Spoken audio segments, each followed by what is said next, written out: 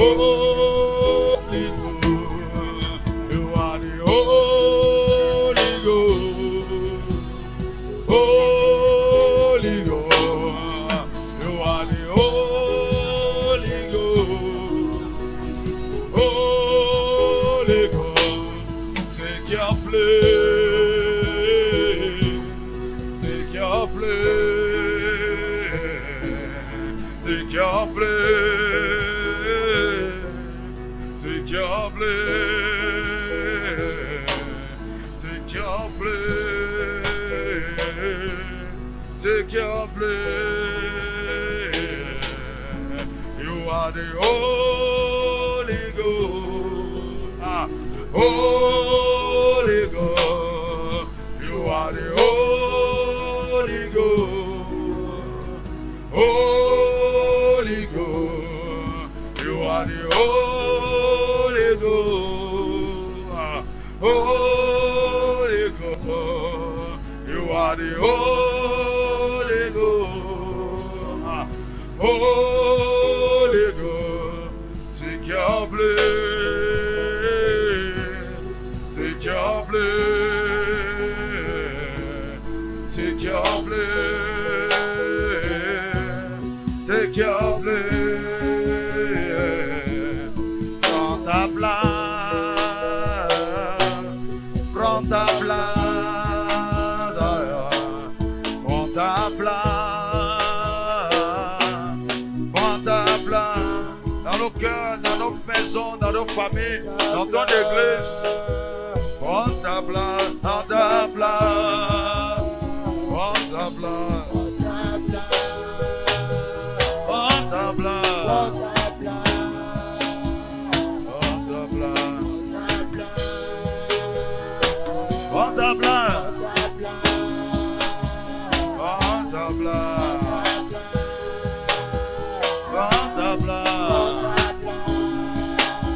Prends ta place. Prends ta place. Prends ta place. Prends ta place. Take your place. Take your place. Take your place.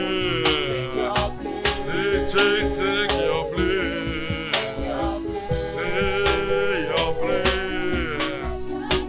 Take your place. Take your place. Oh, take your place. Take your place. Take your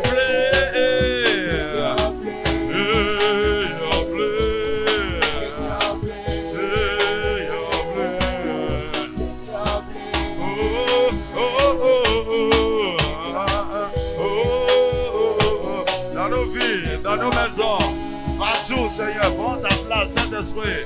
Domine, domine, règne, règne, règne, règne. Oh, oh, take your place. Yamada, mada, gade, de, de, de. Yamada, gada, da, da, de, yama. Ishagada, da, da, de, de, de, de. Adabra, gade, gade, da, bada. Yamada, de, de, de, de. Ishagada, da, da, de, de, de, de, ya. Adabra, de, de, de, de. Take your place, oh. Take your place, oh. I am a da da de ma da de de. I am a da da da de da de da. I am a da da yeah. Oh oh oh oh.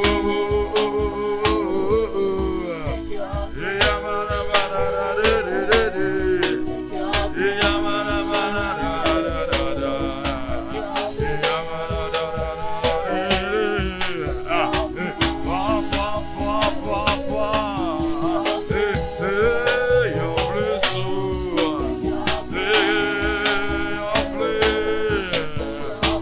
Holy Ghost, take your place. Take your place.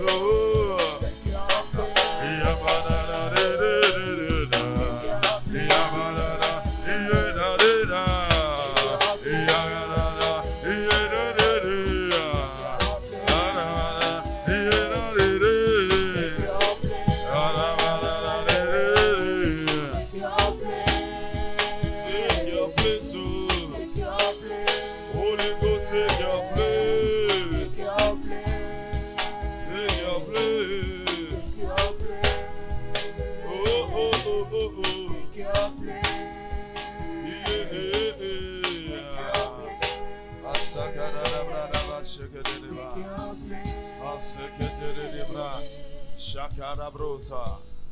Nibrosari Abraka Shakata. Nabrasekatededa. Merci Saint-Esprit. Il est temps que tu règnes, que tu domines sur nos vies, que tu contrôles tout chose. Nous nous soumettons à ton leadership, à ton administration, à ton autorité.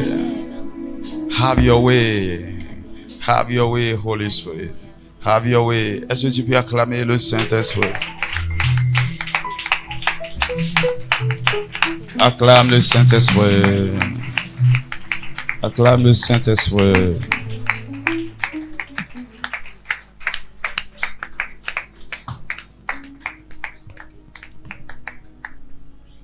Jérémie chapitre 29, verset 13.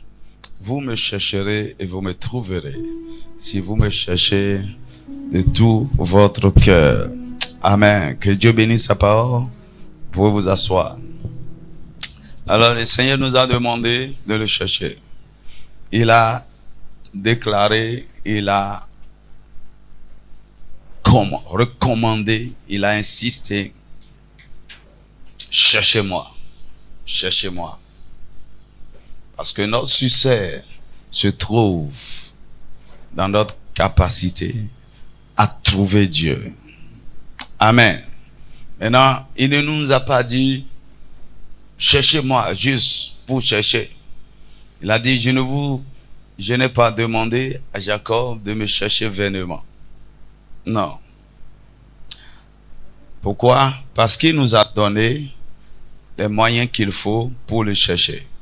Il a mis tout ce qu'il faut à notre disposition. Comme un grand scientifique, il sait de quoi nous avons besoin pour le chercher. Et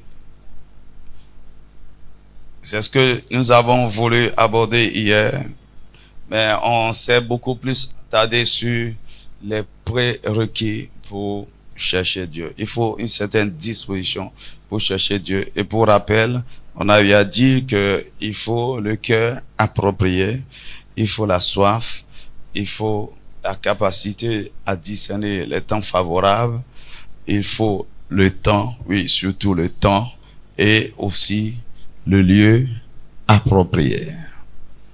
Amen. Alors, quels sont les moyens que Dieu a mis à notre disposition pour le chercher?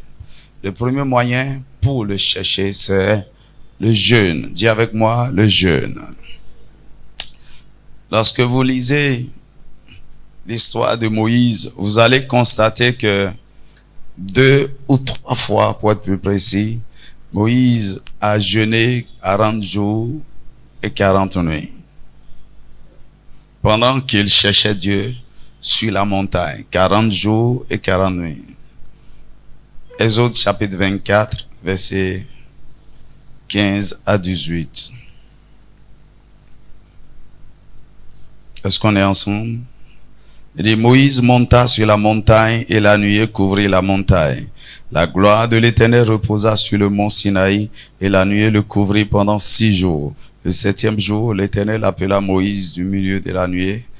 L'aspect de la gloire de l'Éternel était comme un feu dévorant sur le sommet de la montagne aux yeux des enfants d'Israël. Moïse entra au milieu de la nuée et il monta sur la montagne. Moïse demeura sur la montagne 40 jours et 40 nuits. Alors, vous êtes d'accord avec moi que Moïse n'est pas parti en camping sur la montagne, donc avec son panier de provisions. Non, Moïse est allé pour un vrai business, chercher Dieu.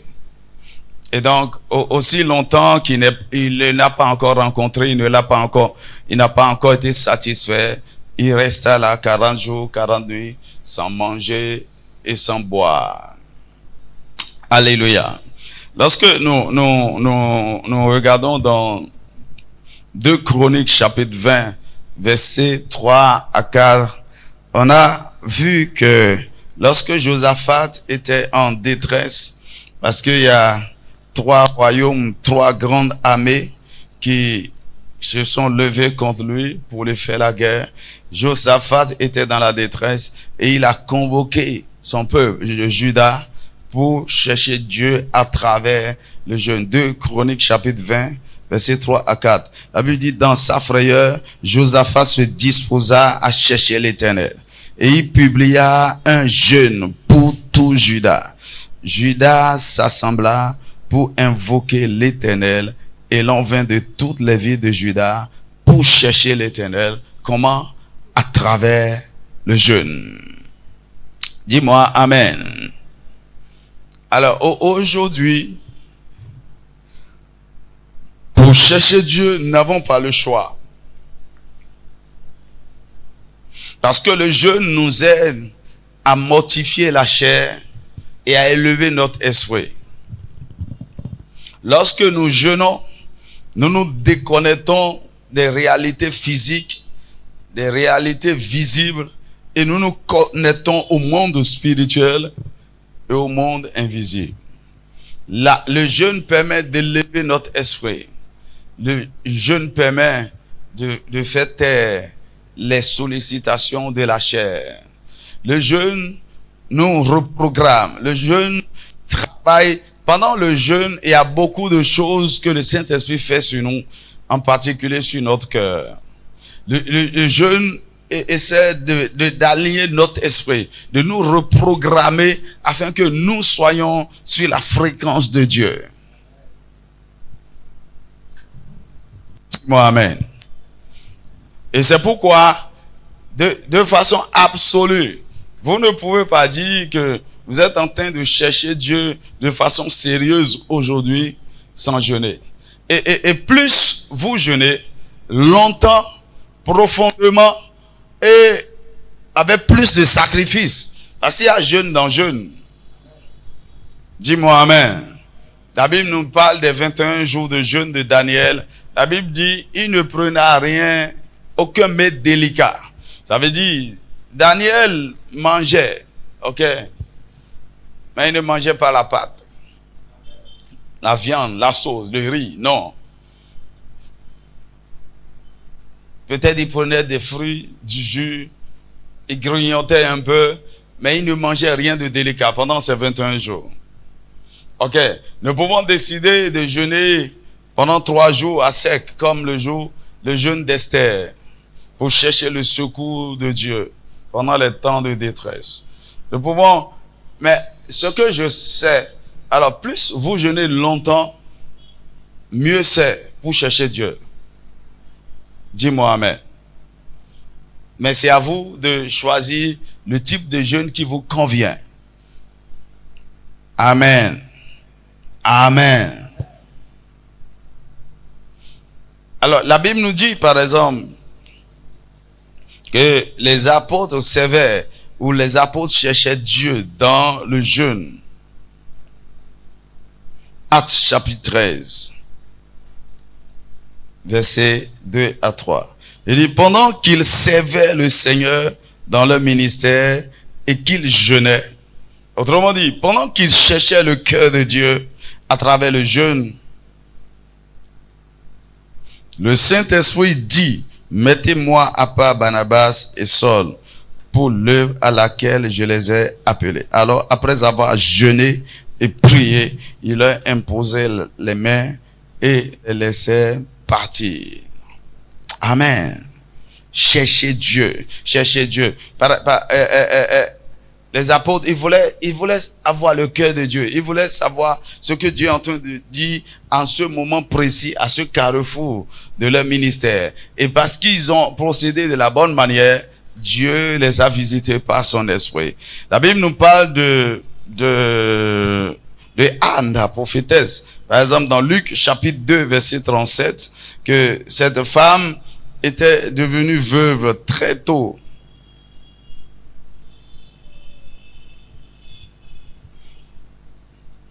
Nous lisons du verset 37, Luc chapitre 2. Il dit, il y avait aussi une prophétesse Anne, fils de Phanuel, dans la tribu d'Aser. Elle était fort avancée en âge et elle avait vécu 7 ans avec son mari depuis sa virginité. Bon, les gens se marient vite. On suppose que Anne s'est mariée à 20 ans maximum, ok? Et à 27 ans, elle a perdu son mari. La Bible dit, restée veuve et âgée de 84 ans. Elle ne quittait pas le temple et elle servait Dieu nuit et jour dans le jeûne et dans la prière. Vous imaginez ça? Elle ne quittait plus le temple, donc le lieu approprié, et elle servait le Seigneur nuit et jour à travers le jeûne et la prière. Donc on ne peut pas dire que Anne a jeûné pendant 40 jours, 21 jours. Non, elle a consacré toute sa vie. Elle servait Dieu dans le jeûne et dans la prière. Pourquoi? Elle a reçu une prophétie que le Messie, elle va voir le Messie dans le temple. Donc, il faut qu'elle soit en alerte spirituellement pour discerner l'arrivée du Messie. Et effectivement, quand Jésus est amené dans le temple, 8 jours après sa naissance pour la consécration, elle a su, oh, voici le Messie. Le jeûne et la prière. Vous savez, c'est une nécessité. C'est une obligation. Et si vous voulez aller loin avec Dieu, vous devez développer un style de vie de jeûne. Et c'est la grâce que je suis en train de demander à Dieu pour rentrer dans cette dimension. Dis-moi Amen. Alors Jésus aussi nous montre l'exemple en jeûnant 40 jours et 40 nuits au début de son ministère. La Bible dit, après son baptême, il fut poussé par le Saint-Esprit dans le désert où il jeûna. Et aussi fut tenté par le diable. Mieux, Jésus n'a pas seulement jeûné. Il nous a enseigné à plusieurs reprises l'utilité, la nécessité du jeûne. Dis-moi Amen. Dans Matthieu chapitre 6, Jésus disait, lorsque vous jeûnez, il n'a pas dit si vous jeûnez. Lorsque vous jeûnez, parce qu'il sait que nous avons besoin de jeûner. Pourquoi? Le jeûne sert à chercher Dieu. Et parce que nous sommes appelés à chercher Dieu, l'homme doit jeûner. C'est pourquoi lui-même, lorsqu'il est devenu homme, il était obligé de jeûner. C'est sûr que ce n'est pas juste ces 40 jours de jeûne que Jésus a eu à faire. Il a encore jeûné durant la suite de son ministère. Alors, il nous exhorte ici. Il dit, lorsque vous jeûnez, ne prenez pas un air triste comme les hypocrites qui se rendent le visage tout défait pour montrer aux hommes qu'ils jeûnent. Je vous le dis en vérité, ils ont leur récompense. Mais, quand tu jeûnes, donc c'est quelque chose nous devons faire continuellement. Quand tu jeûnes, parfume ta tête et lave ton visage. Puisqu'il s'agit de quelque chose qui doit devenir notre style de vie, on ne doit pas promener les regards inquiets et se traîner. Ah chérie, c'est comme je suis en train de jeûner. Je suis dans un long jeûne. C'est ça qui me fatigue comme ça. Hein? Non. C'est vrai que quand vous jeûnez jusqu'à un moment donné, je vais vous dire quelque chose. Quand vous êtes habitué au jeûne, les gens ne vont plus constater que vous jeûnez. Parce que votre corps s'habitue. Dis-moi Amen. Il y a certains, si vous avez déjà trop de graisse, ok, pendant le jeûne, au début, les graisses vont se fondre. Dis-moi Amen. Alors, il ne faut pas dire que je suis en train de dépérir. Non, tu n'es pas en train de dépérir. Le Saint-Esprit est en train de t'aider à éliminer les graisses. Dis-moi un vrai Amen. Mais quand tu continues, tu vas constater que ton corps va prendre une position, une posture, et puis c'est fini. Dis-moi Amen. Dis-moi un vrai Amen. Donc, tu n'as pas... Et parce que ton cœur est habitué au jeûne, c'est pas que tu es enfermé forcément quelque part. Tu es dans tes activités, tu travailles, tu vas, tu viens. Ok, mais tu es en jeûne. Dis-moi amen. Alors, tout le monde connaît la puissance du jeûne, mon ami. Va demander aux musulmans. Tu vois, pendant ces temps de Ramadan, tu vois, ils capitalisent, ils génèrent beaucoup d'énergie pour contrôler beaucoup de choses. Amen. Même si le jeûne est un peu particulier, c'est jeûne quand même. Et ça génère beaucoup de force, beaucoup de puissance. Donc, imagine tous ces millions ou milliards de musulmans partout en train de jeûner. Et je me rappelle, en 2021 ou bien 2020, on a rencontré un des rois du Bénin. Et il nous faisait comprendre que chaque année, il jeûnait 40 jours. 40 nuits. Pour la puissance. Ok?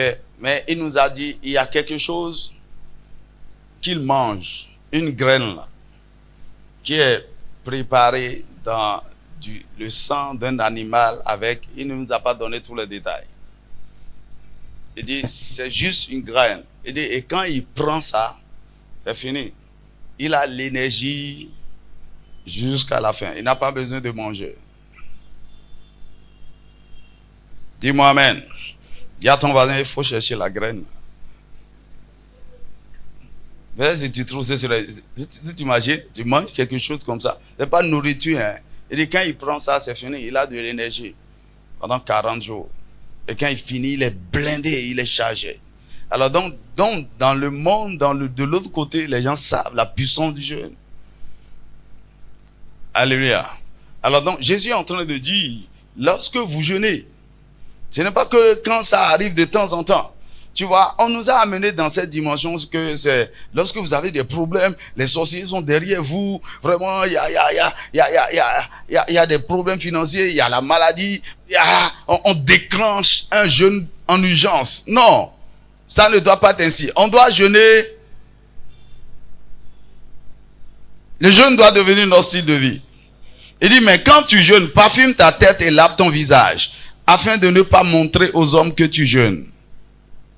Mais à ton Père qui est là dans le lieu secret, et ton Père qui voit dans le secret te le rendra.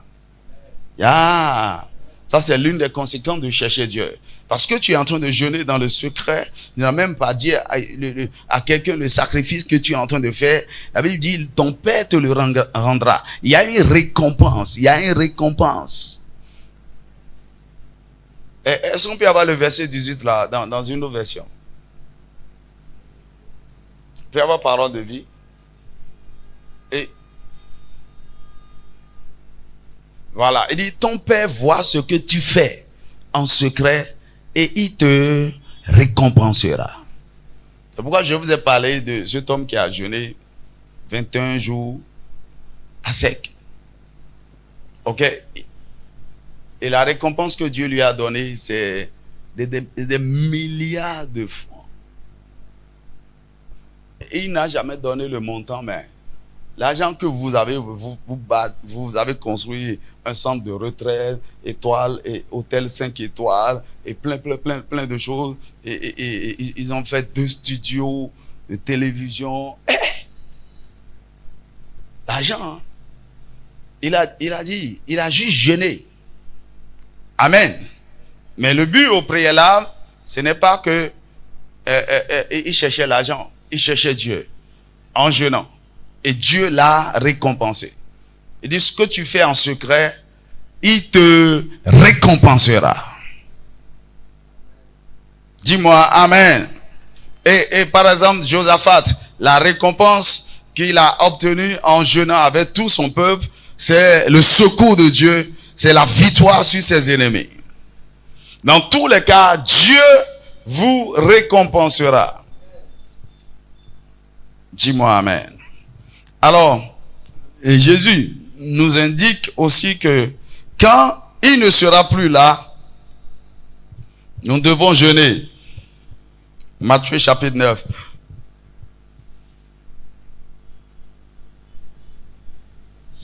Verset 14 à 15. Matthieu 9. Matthieu chapitre 9, versets 14 à 15. Et alors les disciples de Jean vinrent auprès de Jésus et dirent, pourquoi nous et les pharisiens jeûnons-nous, tandis que tes disciples ne jeûnent point? Jésus leur répondit, les amis de l'époux peuvent-ils s'affliger pendant que l'époux est avec eux? Les jours viendront où l'époux leur sera enlevé, alors ils jeûneront. Il est en train de dire, le moment vient. En fait, on est en train de jeûner pour chercher qui? Pour communier avec Jésus, pour le chercher lui. Alors celui que nous cherchons, il est avec eux dans la chair. L'ami de l'époux ne peut pas s'affliger maintenant. Il dit maintenant, le moment viendra où il va partir. Il sera enlevé. Alors donc, depuis que Jésus est parti, nous n'avons plus le choix que de jeûner. Dis-moi amen.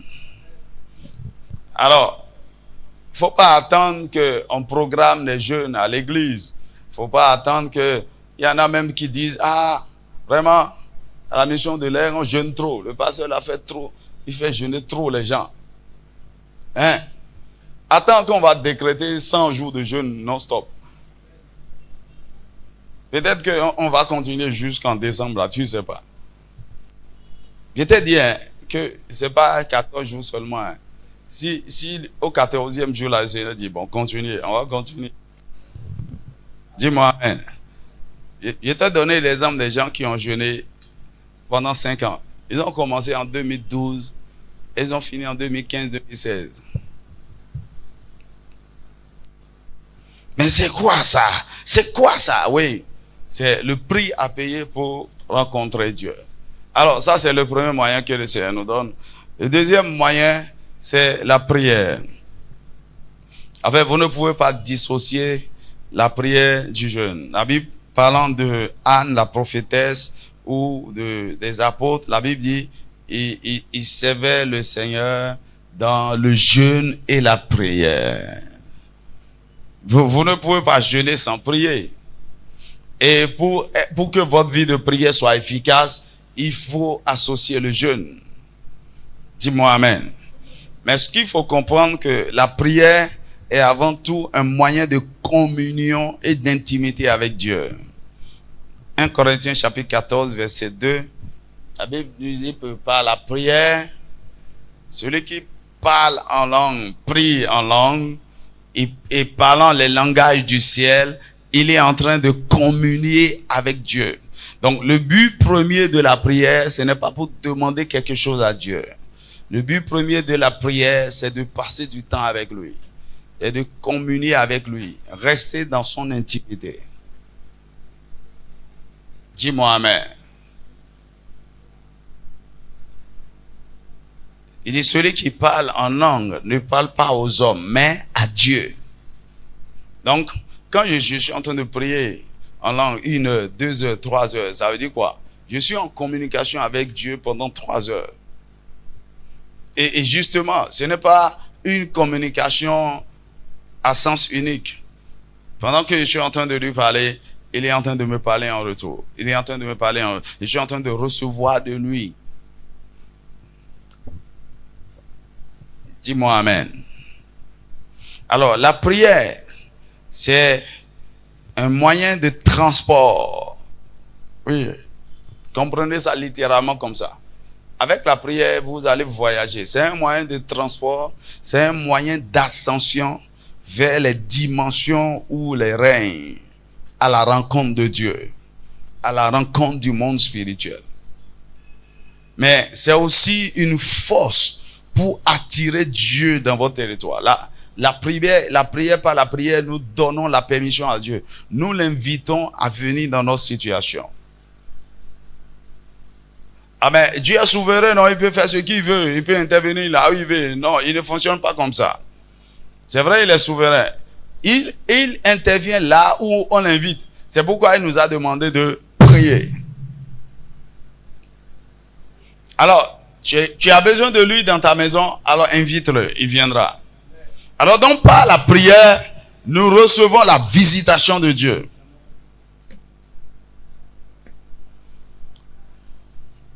Deux Chroniques, chapitre 7, versets 1 à 3.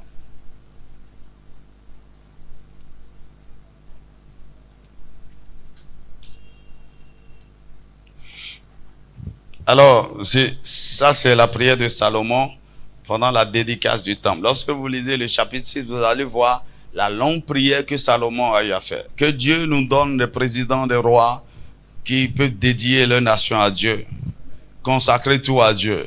Voilà le roi qui est en train de présenter ce temple. Il a fait une prière extraordinaire. Et la Bible nous dit, au verset 1 du chapitre 7, il dit, lorsque Salomon eut achevé de prier, le feu descendit du ciel et consuma l'holocauste et les sacrifices. Et la gloire de l'Éternel remplit la maison. Ça veut dire quoi? La prière a invité Dieu. Et il est venu. Il dit, les sacrificateurs ne pouvaient entrer dans la maison de l'Éternel car la gloire de l'Éternel remplissait la maison de l'Éternel. La gloire de l'Éternel, c'est l'effet de sa présence, la manifestation de sa présence. Et parce qu'il est là. Donc, il dit, tous les enfants d'Israël virent descendre le feu et la gloire de l'Éternel sur la maison. Ils s'inclinaient le visage contre terre sur le pavé, se prosternaient et louaient l'Éternel en disant, car il est bon, car sa miséricorde durera toujours. La prière. Et maintenant, il ne s'agit pas de n'importe quelle prière. Ce n'est pas la prière qui dit, Seigneur, donne-moi le pain, donne-moi le lait, donne-moi chaussures, donne-moi mariage, donne-moi... Non. C'est les prières de Dieu. Il y a ce qu'on appelle les prières de Dieu. Les prières selon la volonté de Dieu. Vous priez la volonté de Dieu. C'est une prière fervente, remplie de foi, orientée vers les intérêts du royaume, orientée vers l'expansion du règne de Dieu sur la terre. Lorsque vous faites ce genre de prière, Dieu intervient. Amen. Et je prie que tu entres dans cette dimension où tu vas prier pendant 2 heures, 3 heures sans rien demander à Dieu. Enlevez ça de la tête. C'est la religion, ça. C'est pas pour demander quelque chose à Dieu. Et vous allez arriver à cette dimension que vous-même vous constatez, vous perdez votre temps en demandant des choses à Dieu. Parce qu'il sait déjà de quoi vous avez besoin. Et il connaît mieux que vous vos besoins. Et il est prêt à vous satisfaire au-delà de votre attente. Alors, qu'est-ce que moi je fais? Je me concentre sur l'essentiel. Tu vois, c'est comme un homme, une femme, mariés, hein, et qui s'aiment bien. Lorsque vous voyez une femme en train de faire des demandes tout le temps, hey, mari, donne-moi ceci, achète-moi ceci, c'est deux choses. Ok? Soit c'est une femme vraiment capricieuse. Ok? Qui a un problème de convoitise et d'envie. Et la deuxième chose, c'est il y a un homme qui ne l'aime pas et qui ne fait pas attention à ses besoins. Sinon, en réalité, dans une vraie communion de mariage, la femme n'a pas besoin de demander. Non. La femme sert son mari, la femme pouvoir. Et l'homme, lui, maintenant, répond à ses besoins. Et même au-delà. Dis-moi Amen.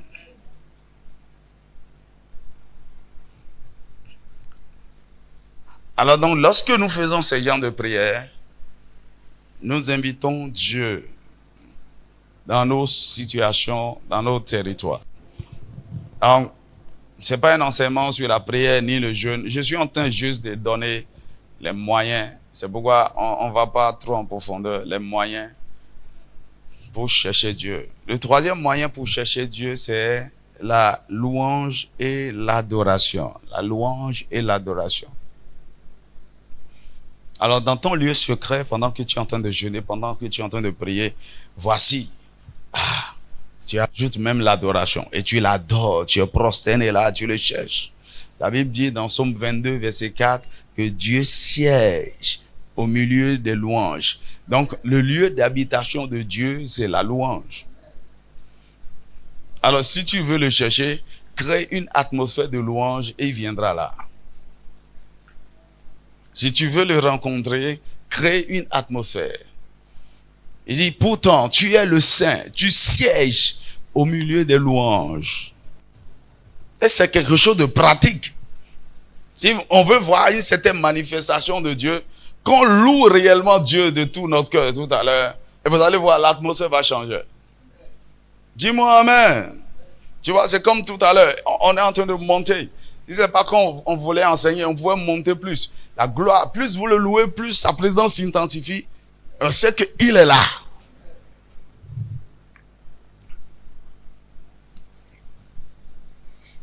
Maintenant, le problème.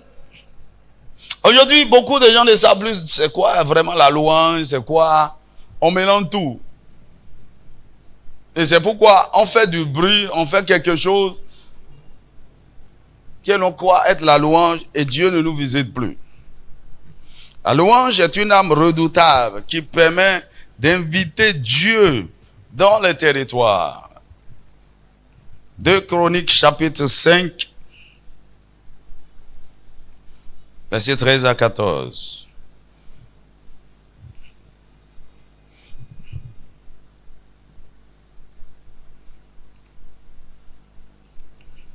Ça, c'est un moment où l'arche de l'Alliance a été transporté dans le sanctuaire.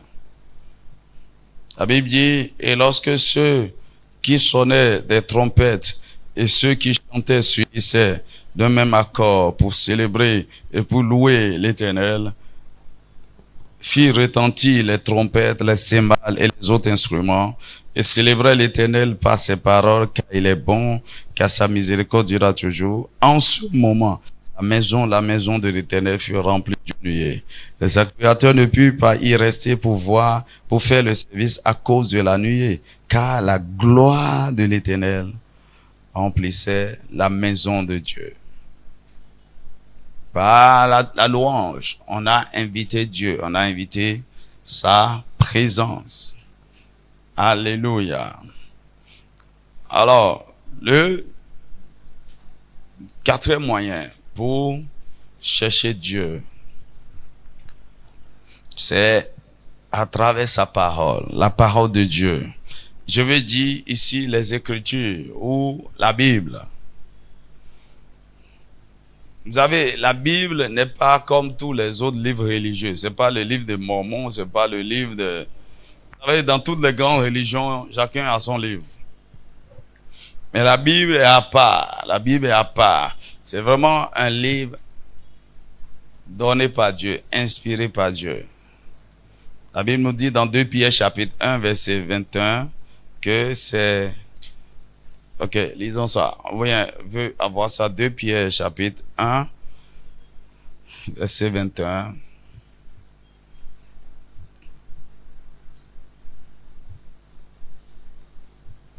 Car ce n'est pas par une volonté d'homme qu'une prophétie a jamais été apportée. On appelle la Bible le livre de la prophétie, mais c'est poussé par le Saint-Esprit que des hommes ont parlé de la part de Dieu. Donc, ils ont transcrit la parole de Dieu par ce que nous appelons la révélation et l'inspiration. Dans 2 Timothée chapitre 3 verset 16, la Bible dit toute écriture est inspirée de Dieu. Toute écriture. Donc, toute la Bible, de Genèse à Apocalypse, c'est la parole de Dieu. Inspirée de Dieu. Ce n'est pas les hommes. Il faut arrêter. Les gens racontent toutes sortes de choses. Des ignorants qui ne comprennent pas de quoi ils sont. Ah, c'est les hommes qui ont écrit. Il y a même, il dit, c'est la mythologie africaine, des trucs, des histoires. La Bible, c'est la parole de Dieu. Et maintenant, vous pouvez, lorsque vous avez la parole de quelqu'un, vous avez la personne.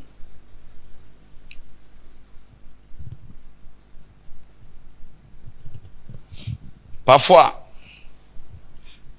quelqu'un vous appelle de loin Vous ne voyez pas la personne, mais parce que vous êtes en train d'entendre sa voix, c'est comme si la personne est présente. La voix, la parole de quelqu'un représente la personne.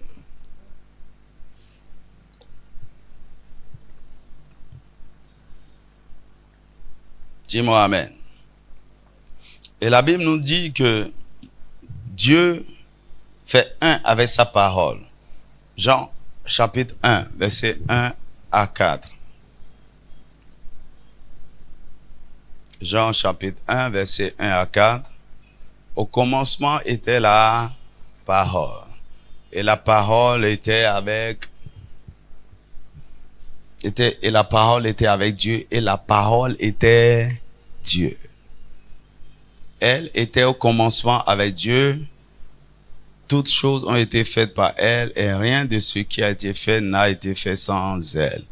En elle était la vie, et la vie était la lumière des hommes. Dis-moi amen. Donne-moi 1 Samuel chapitre 3 verset 21. Donc la parole c'est Dieu. Dans toutes les Écritures, en fait, on aura le temps d'aller en profondeur. Lorsque vous ouvrez la Bible, toutes les Écritures, lorsque vous avez la révélation du Logos, donc le Réma, ça vous conduit à Dieu. Ça vous révèle un certain aspect de Dieu, une certaine dimension de Dieu. Amen. La Bible dit, l'Éternel continuait à apparaître dans Silo, car l'Éternel se révélait à Samuel dans Silo par la parole de l'Éternel. Dieu se révèle par sa parole. Donc, si tu veux chercher Dieu, mon ami, je vous encourage. C'est avant que je comptais le nombre de fois, je ne compte plus depuis un certain temps. Lisez la Bible. Qui sont ceux qui ont déjà lu toute la Bible ici? Au moins une fois. Les autres, vous attendez quoi? Lisez. Lisez. Encore et encore. Encore et encore. Encore. Bah, je finis, je recommence. Je recommence. Dieu se révèle. Vous voulez rencontrer Dieu? Cherchez-le à travers sa parole. Et la dernière chose, le dernier moyen pour rencontrer Dieu, pour chercher Dieu, c'est la communion fraternelle. Psaume 133, verset 1 à 3. Il est doux pour les frères de demeurer ensemble, parce que c'est là où Dieu déverse la bénédiction, la vie. Écoutez, il y a quelque chose qui ne peut jamais remplacer le fait que les chrétiens se retrouvent ensemble comme ça, dans la maison de Dieu.